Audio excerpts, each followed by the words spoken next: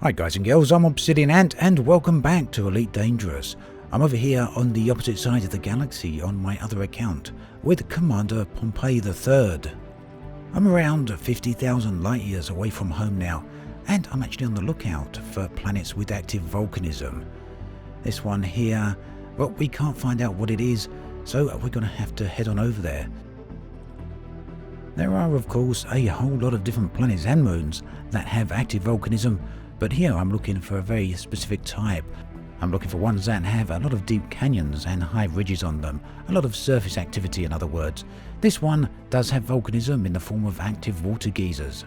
Now if you spend any length of time looking around on the planetary surfaces, you'll notice that planets do come in quite a huge variety of forms, and they do have also a whole lot of geological detail on them. This moon is tidally locked, and you can see that only one side of the planet has a lot more surface activity than the other, and that no doubt is due to the gravitational forces exerted upon it. Now with patch 2.2, these surfaces have been updated yet again. Frontier have done some work on the rendering technique used, and that is immediately apparent, at least on most planetary surfaces, which we'll notice a little bit later on. And this particular canyon here is filled with quite a lot of mist, which is making it a little bit difficult to see the details of the planet. Now here we're flying through what is called an Europa line, and that's essentially where the surface has cracked apart due to all the forces exerted upon it, both geological and perhaps gravitational as well. And in those sort of areas you can sometimes find geysers, although unfortunately I haven't had too much luck in doing that. That planet was supposed to have water geysers somewhere around it, but finding them isn't always that easy. Such activity does tend to occur on planets that are near to gas giants, and that's due to the immense gravitational pressure there.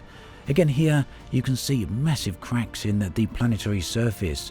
Now as I mentioned previously, on the version of the game that's on the live servers at the moment, update 2.1, there are some graphical problems that you could see at that sort of distance where you're not too close. It presented itself in the form of low surface detail and low geometry detail, but that largely seems to have been rectified here, and as we pull away from the planet you can see the transition of all the details is nice and smooth.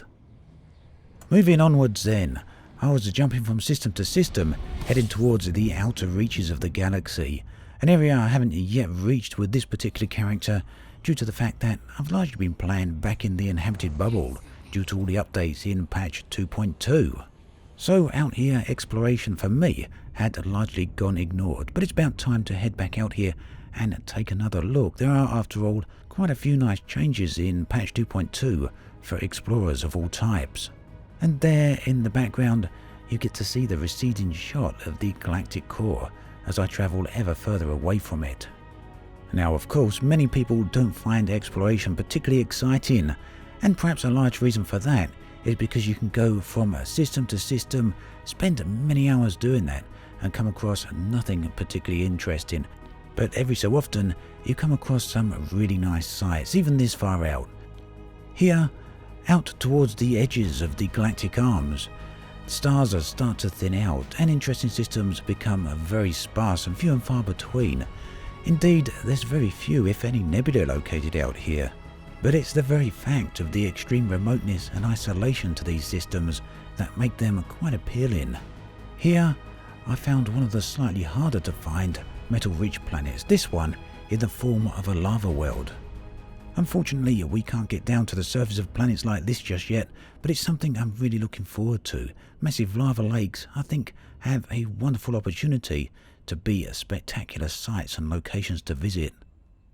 In another system, a little bit further along, I come across this planet. This planet is a little bit unusual in the fact it is so large. You can see it's got 16 Earth masses with a radius of just over 18,000 kilometers. Now to put that in perspective, Earth has a radius of just under 4,000 kilometers. So this planet is larger by far than Earth and represents one of the larger planets that we can actually land on in the game.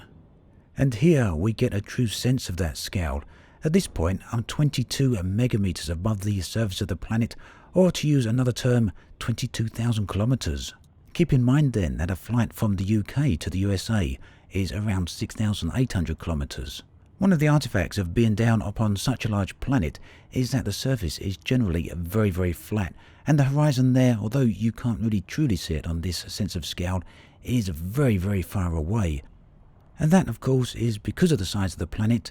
The curvature of the horizon is extremely vast. Compare that to one of the smaller worlds, this one here for example, which I believe had a radius of around 480 kilometers, which is roughly the width of the UK. And you can get an idea of the sense of scale here by looking at the impact crater just about to disappear off the bottom of the planet there, along with a mountain on the far left side of the screen, which basically occupies a massive portion of the planetary surface. Now personally, I always find these smaller worlds far more interesting to explore. They have a lot of interesting features, and of course in stark contrast to the previous planet we looked at, the horizon here is very, very close, and you can even see the curvature of the planet even when down almost on the surface. Ignoring gravity for a moment, if you were to be walking around the surface of a world like this one, it probably wouldn't take you very long to make your way over the edges of the horizon. One interesting change on the system map that hasn't really been talked about much yet is the fact that the worlds now rotate on the system map. To be perfectly honest though, I'm not sure if this represents the planet's rotation or the planet's orbit.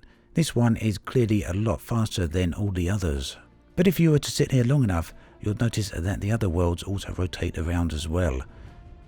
And here we can see those two moons up close and personal, almost in contact. Whether or not this would actually physically be possible, I've got to be completely honest and say I don't actually know, though I often see comments suggesting that this would in fact be impossible. But nonetheless, you can clearly see there's a lot of geological activity down on these planets, and most of that I would imagine is due to the gravitational forces going on here. One of the wonderful things about planet generation in Elite Dangerous is everything is modelled, from tectonics down to gravitational exertion to the age of the planet itself, as well as of course as its mineral makeup. Now, one of the points of my journey out here today was to look for some signs of volcanism, which of course is geysers and fumaroles. But as I mentioned very early on, these are proven extremely difficult to find. You do need to look on a planet with active volcanism, and both of these have that, and they both also seem to have a lot of geological activity, which should, in theory at least, make finding signs of volcanism a lot easier to find. But ultimately, whether or not I end up finding that sort of thing, seeing planets like this is always a pleasure, especially when they have another moon orbiting so close. As the game continues along its path of development, I'm hoping that eventually Frontier will include more interesting geological formations on the surface of these planets. For now though, they represent very interesting locations to fly around on. As always, thanks for watching, and I'll catch you guys and girls next time.